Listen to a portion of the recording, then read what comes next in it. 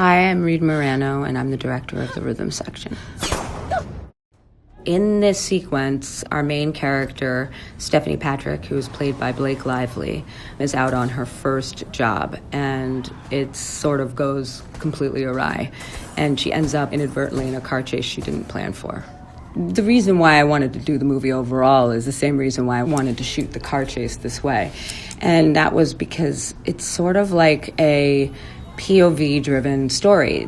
The scariest place for me, after watching dozens and dozens of cinema's best car chases, was from within the car. And anytime I've watched one and we cut out of the car, I feel like the tension drops for me.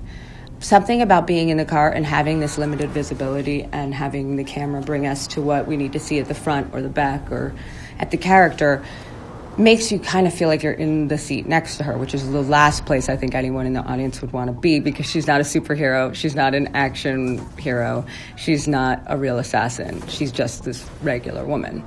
In order to see the necessary things, in order to make the audience feel what she's feeling, we were going to have to coordinate really particularly between what Blake was doing in the car as Stephanie and what was happening outside in the front versus what was happening in the back or the side of the car.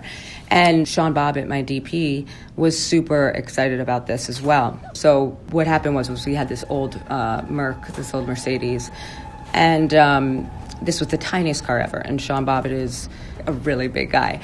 But they took out all the seats on the passenger side and built like a slider, like a rail system, with a little seat that he would sit on.